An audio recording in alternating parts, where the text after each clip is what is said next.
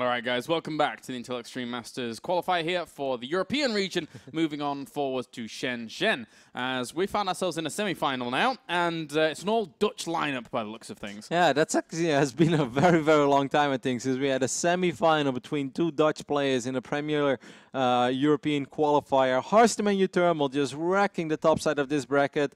And let's take a look at the bottom side of the bracket as well, James, as Snoot is still going strong, defeating his, I wouldn't really call it his nemesis, but a player that he has definitely dropped some series against, Targa. So this is also a very promising bracket for Snoot, someone I would say that could definitely use a victory today after that rough WCS round of 32 he had. Overall, this qualifier has delivered so far. It's been fun games, fun results, and we're not even close to done yet. Yeah, indeed. Lower bracket, of course, has stipulations in the second round, things like Bunny versus Mana, TLO versus Showtime. So already there's going to be some very good players eliminated in the very beginning of things. Yep, I mean, we've been giving a lot of props to the Liquid boys over the last few months. If they have been absolutely dominating the European scene, just all of them, even Red and stuff as well, you know, like not just Snoot and Bunny, but TLO and Red. They've all been so consistent, so solid over the last few months. But today, it's a different type of European players that are shining. Yeah. But yeah, nothing is done yet. There is a good chance that in the end we'll still end up with Snoot and Bunny, as Bunny is definitely capable of making it through the lower bracket, and Snoot has what it takes to win the upper bracket. But for now, all eyes will be on this Dutch semi-final. It's been a lot of fun for me talking with these boys in chat a little bit. We were joking around and, you know, just throwing out random Dutch terms. But the boys are ready. We are ready. We're loaded into our very first game, which is going to be played on Coda.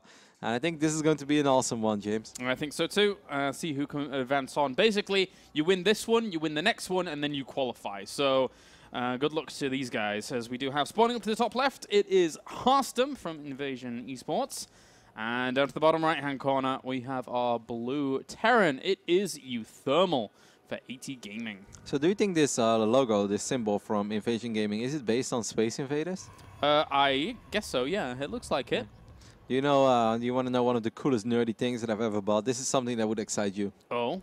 In my old house when I lived in the Netherlands in like 2008 to 2009, well, basically my mom's house. I never had a house in Holland. Okay. I bought like this ice cube tray of Space Invaders. So you would fill it up with water, and then you'd have Space Invaders ice cubes. Like, how cool is that? Oh wow, that is good. I actually might have to try and find one of these. That sounds like a great idea. Yep. Woo! Look at Harstem bringing out another Dutch special. And then, of course, I'm giving a small tribute to myself. The 11 gate, James. Uh-oh. And if you ask me, like, Roddy, well, what does this mean?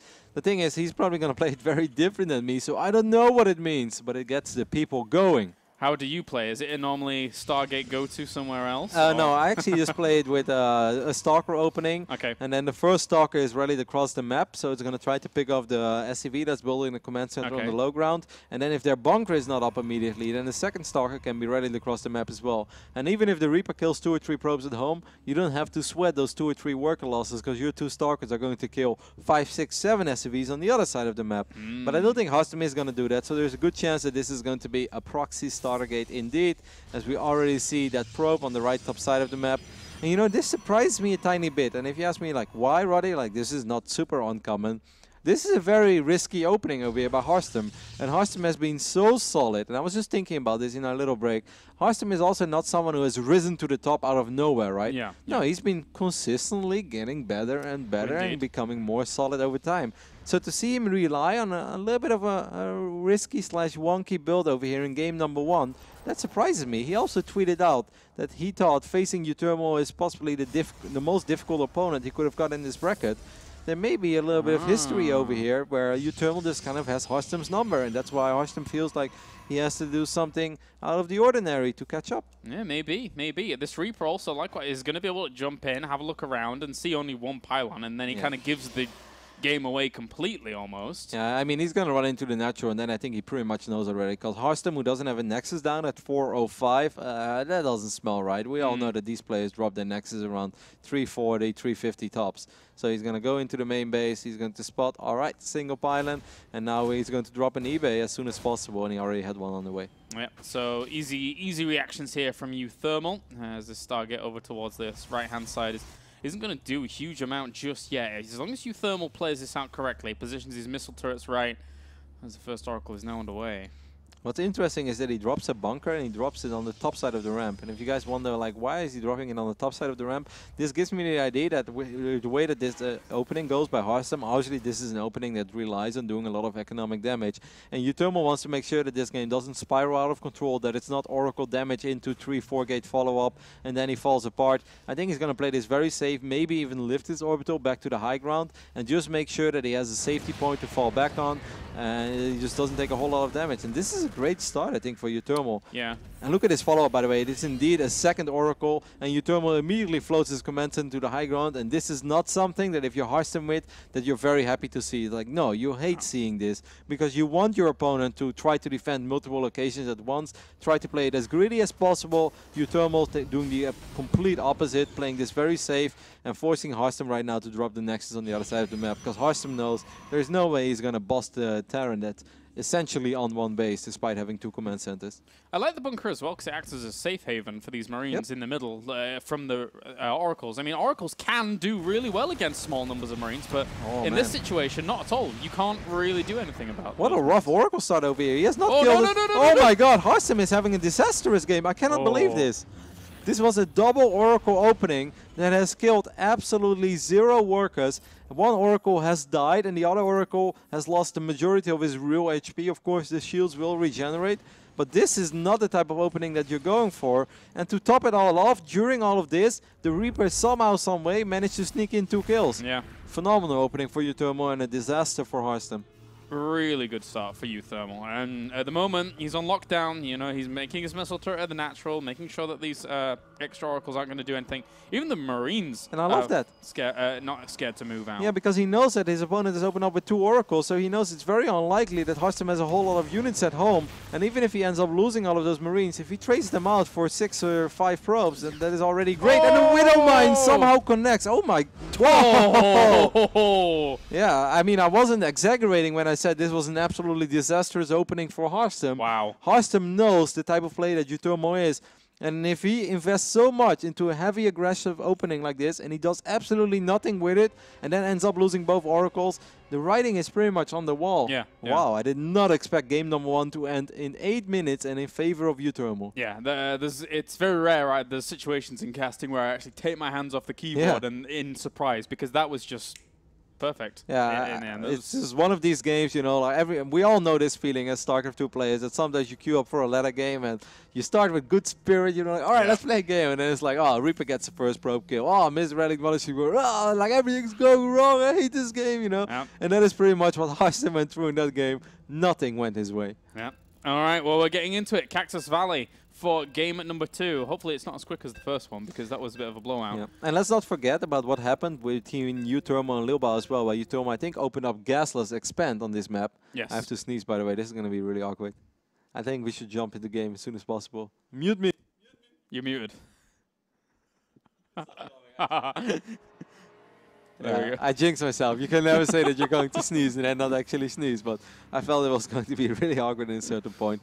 Anyways, I think Harstem was maybe hoping that Uthermal would go for a different opening, because imagine if he goes Gasless, Expand into Factory, he's very low on units, probably doesn't have an eBay, and then if he wouldn't have scouted the Stargate, you look at a completely different game. But yeah, this was just disaster from start to finish for Harstem. Well, let's get into game number 2 now, as we go on to Cactus Valley to figure out who is going to be advancing on. Uthermal at the moment doing brilliantly.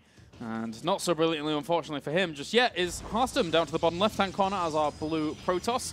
And, of course, up to the left-hand corner, we have our blue Terran. I'm pretty sure I just said blue Protoss. But anyway, it's a blue Terran. Up to the top left-hand corner, it is Uthermal for A2 Gaming. So... Oh my god, I'm still on the verge of sneezing. That's a long I know, there's a build-up. This is going to be the tsunami sneeze. The tsunami sneeze? It's going to be like, you know, like some people, like, you know, like how some girls have a really cute sneeze, and then like some guys, they have like, you know, the overly manly sneeze. Yeah. I feel this is like on the upper echelon of overly manly sneeze. It's going to be like, it's you! Right. Wow. This is awful, man. I hate feeling like this. Anyways, Cactus Valley is going to be a second map. I think I've been pretty vocal about this map already when it comes to this matchup. We saw Lilbao early today actually winning this game, winning this map pretty convincingly against Uthermal. Back then, Uthermal went gas first. This time, again, gas first over here for Uthermal. So he's probably going to open up very, very aggressively once more. Yeah, go for those Widow Mines, get them in. If he follows it up with Hellions and stuff like that, then we'll see how Harstem's going to be able to deal with it. In the past, I've always seen Harstem being pretty good at dealing with those kinds of initial attacks. So unless he was doing something really aggressive himself, I think he'd be okay and on lockdown. Yeah, I think you're right. I think you make a good point there. If Harstem doesn't do anything too wild over here, and he just has a very safe and standard approach to this matchup against this opening of Uthermal, I think he should be fine. Because, I mean, we just complimented him about how solid he has been. And part of being solid is just not dying to random builds or to like super aggressive openings. And in general, Harstem does not die to stuff like this. But we'll see. Maybe Uthermal is a little bit of a nemesis for Harstem.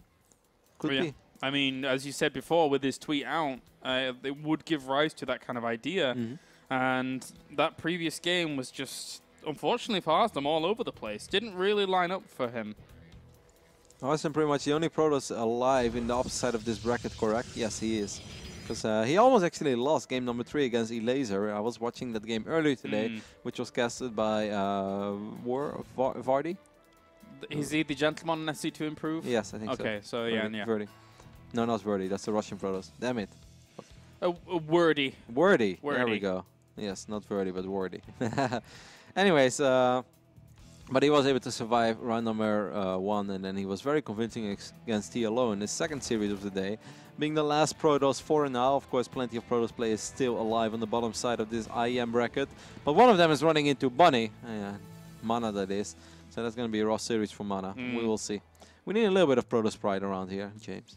Yeah. Otherwise, I'm going to hop back in my car and drive home crying. Harstem's got to fly the flag high for you. So he can not only do it for the Duchies, but he can also do it for the Protoss. Well, for now, it has been the Stargate opener here for Harstem on the other side of the map. Did Harstem actually go in there with his probe? Into where? Into the main base? Into the main? No, he didn't. Does he not know that he's there? I'm actually not 100% sure, mate. I was not paying attention to the scouting probe. Oh, okay. So he knows. Maybe he saw a Marine on the ramp or something. Yeah, he must know because the Oracle is rallied up towards that direction. Yeah. So I guess he saw the Marine on the ramp, and that's like all that he actually has to know. Yep, it's all good. It's all good. So SCV though finally is now going to get confirmation of where he is, although of course he knew from the process of elimination. Ooh. And it is this one Widow Mine. Oh, he's also sent this and actually spotted the Oracle as well. Okay, so this is interesting because Harstem is not doing what Lilbao did, and that is bringing the Oracle back home. Actually, no, now he is. He's going to change his mind. There's going to be a unit's going to be unloaded in the main base. He's going to burrow the Widow Mine right next to the Stargate. That is a very interesting approach. Connects with the Stalker. That is very nice. He could theoretically pick up these Marines, but instead, oh my God! Whoa! Are you kidding me, Uthermal? You're so sick. Oh my God! I mean, against Stalkers, okay, but against Oracles? Wow. What? What did we just witness? I didn't even know that was possible against Oracles. I thought Oracles die or kill units too quickly. That was so sick. It's disgusting. Another Oracle's out, yeah, and the Widowman unfortunately wasn't on charge, so now it couldn't actually kill it off as soon as it popped out. But another Oracle is in production here. He's trying to lure it into the Widowmine once again, but has to be very, very careful. Oh, Harstem is playing with fire. Very unfortunate. Uthermal did make a small misclick. He tried to pick up those 2 Marines. Imagine if those 2 Marines would have been saved there, then he could have picked them up and dropped them back in, and he could have maybe put them into the bunker, and that would have been great news for him. Okay, wow. As awesome as that was great, in the end, I don't think it was enough for Uthermal. Like, yes, he killed an Oracle, and he forced out a photon overcharge, but he did not kill any workers. Did he go triple command center last time, though? No, he didn't. This is different. Okay. So, at least from here, he can technically have a phenomenal economy, eventually. Yeah, but he didn't kill any workers, so I'm still a little bit worried for Uthermal. As awesome as that was, because that was great, the second time he misclicked, and he was not able to pick up those 2 Marines. And I think if he would have kept those 2 Marines alive, he would have continued this little aggression party for slightly longer. The Widowmine is going to burrow. Harstem is going to pull workers immediately. He's going to sacrifice 1 probe, kills the Marine as well. Oh, there's a second Widowmine. Oh. Gotta be careful. Gotta be careful about that. These Marines are doing okay for themselves. Another Marine dies offhand as well as the probe. And the Mothership Core was actually taking quite a bit of damage, but it will be totally fine. There are Hellions in the main base as well. During all this, man, Uthermal is so sick with his aggression. Oh my god. And this time I think, well, Photon Orchard being casted, and Vision being used there as well. You could see Harstem panicking a little bit. But like, oh, I think one mine is going to shoot. The top mine is going to shoot. Oh my god, it's going to be a big shot. No, it kills the Oracle. Ooh. I think that was redirected attack, right? I mean, surely it would have shot the, well, regardless. No, I actually don't like. I don't think you would ever go for an Oracle if you can kill 5 or 6 probes. Oh well. Still though, the follow-up aggression made this worth it for Uthermal. At first, I was not convinced that this was all worth it. It never ends. And he's gonna burrow again. Oh, he's gonna get the 6th shot. No, he's not. That was close. It could have been a 6th shot, but it ended up being a worse shot because it did a lot of damage to his Marines. Loses the medevac there as well. So, all right, this is finally it, right? It's over. Has to be. Calm before the nub. He's gonna fly in one more time with the 2 Hellions. Okay. And Harstem doesn't have like the greatest Sim City working for him, so these Hellions actually have some free reign. If we can get 3 or 4 workers here, that's already great again. So he's got 17, 21 worker kills now here. Oh. Very nice. That didn't even feel like a 21 kill worker opening. No, it really didn't. It was just kind of, you know, all over the place, small little hits there, here and there. The front is going to be bunkered down now as well. I don't think this can do too much for Harstem. Uthermal's playing on a whole nother level right now. Okay, this is a very cute move. Oh my god, that's such a sick hallucinated Phoenix shot. But gets the medevac, but I still don't think it's good enough to just win the game over here. I think Harstem is putting himself in an unwinnable position, and I think all of these units are going to die. Oh no. The Marine count is high. Oh man, this has been an awesome game with great moves, but I think Harstem has just... Oh, he missed the medevac as well. He barely got that at the very end. Such a scrappy kind of back and forth game. Yeah. Not using scrappy in a derogatory way though at all, because all of these moves here and left and right have been insane. I know, there are like 3 moves over here in this game that could have made it to Reddit. Yeah, this is crazy. Yeah, that was an absolute great hallucinated Phoenix shot. Not only did he trigger the mine, but he triggered it right above the 3 or 4 Marines and the medevac. But then, you know, the follow-up by committing all those units, it was just not worth it. I think that Harstem just really felt like he needed to do more, because he is aware, like, man, I took so many losses at home. I need to do something on the other side of the map. How many SCVs can I get? Well, he got a couple, but I don't think he even knows he's playing against triple orbital. No, he doesn't. 7 mules are active at the moment. Oh, God. That should be illegal. Yeah, this is such a strong economy at the moment for Uthermal. The Dutch economy has not been thriving like this since the 17th century, James. And we call that the golden age. Yeah, not quite been the same. Uthermal here, he's bringing in the money from the Netherlands. And let's see now if he can do much at the front. This one Widowmine is just going to waddle on forwards and then... Hey, did all Oracles die? Yes. Okay, he does have an observer. Yeah. But it's on the other side of the map, actually. He has no detection. Man, he can be very fortunate this mine didn't burrow closer. Oh, dear. Well, yeah, these Zealots and Stalkers can be safe for just a little bit longer. He's buying time for the Colossus to be out, but third base is now being thrown up here by Uthermal. It's been planted, and the observer has spotted it, and now Harstem is probably like, oh, god damn it. Yeah. Uthermal's playing a really good series so far. If he keeps playing like he's played these past couple of series that we've seen him, you know, he could easily go on to Shenzhen, actually, watching how he's doing. Oh! A big mine hit. Got to be very careful about walking forwards here. And another nice mine hit on about 3 Zealots or so. This is actually an insane performance by Uthermal. He has played so ridiculously well in this series. Look at this game. This is a stomp. He's up 32 supply and he's up a base. He doesn't even have to finish the game over here, but he's doing it just because he can. Unbelievable. Gets the medevac on the retreat out here, but the reinforcements just keep streaming on forwards. And it's not like this is an all-in or anything like that. No, it's the opposite. The third base is just finished up. He's doing so well. He's up 10 workers and he's up a base. He's up in upgrades as well, because Harstem doesn't even have a forge. Ridiculously, disgustingly well-played series by Uthermal. Going for the Colossus. Tries to get it. Nice micro back from Harstem. Keeps it alive. And this Bioforce will take a bit of fire after trying to get that Colossus. But he could go in again. Oh, tried to. The Immortal's going to be impressed about.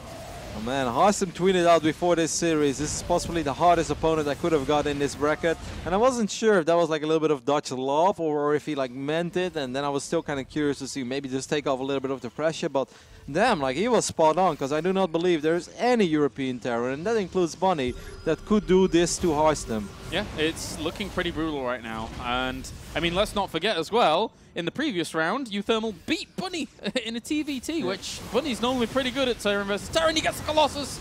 Gets out of there. Uthermal overcommitted there a tiny bit before. Like, he lost a few more bio units than he had to. The Colossus count is a 2 right now. He has to be a tiny bit careful, because if he would lose this game, that would just be like the saddest lose of all time, because he played so ridiculously well. And, you know, he was up so much. Well, Uthermal now going to reorganize his troops, get into a bit more of an aggressive stance on this right-hand side and maybe dive in. But at the same time, going up against 2 Colossi, it's not exactly the easiest now. Harstem has held on pretty well, actually. But now the next wave is heightened Viking numbers. And with the production that Uthermal has, how are you supposed to deal with that as Harstem? I like what Uthermal's doing over here. Like, Uthermal realized, like, ooh, okay, maybe I overstepped my boundaries just a tiny bit. That army is actually quite scary. I have to be careful here. Don't fight it. Just buy time. Get some Vikings out. The third starport, or excuse me, the second starport is in a very awkward position. Can actually get easily picked off. I believe he got a Viking over there as well for free. So this game, no matter how well Uthermal has played early on, is actually not over yet. Yeah. And now I kind of like, I'm starting to dig Harstem's position a tiny bit. If he drops great force field, I think he might actually be able to do this. Of course, if the Colossus die, then Harstem dies. One Colossus is going to just kill the pylon Uthermal. That's exactly what he does. Okay, then now this game is over. Yeah, that's pretty much a butchering of this army, unfortunately. Even though we don't mind, actually waddles on in there. A little bit more reinforcements coming in from Harstem, but there you go. GG, Uthermal moves on to the winner's bracket final to fight for that spot for Shenzhen after a brilliant performance from him. Yeah, I mean, picking up those Marines against Oracle shots, like, I didn't even, like, whenever Terran players do that against me and I have Stalkers, I'm just, like, sitting there, I was like, oh, yeah, you're so good at this game, you know, like, it just makes you mad because it looks fancy, but it's really not that fancy because Stalkers have low DPS and the shots travel, but an Oracle has almost burst damage, like, it's basically 2 ticks, as I call it, you know, it's like 1 tick and then there's damage, the second tick, it kills the Marine. Like, it basically, like, took damage, picked up, this is disgusting. And then like the follow-up is like, all right, it's over. No, it's not over. The heli is in the main. There's another Widow Mine drop in the natural. Sickly well played by Uthermal. I know they often jokingly call him Maru Thermal, but that was Maru-like. Yeah, that was well played. And now we actually have an invite into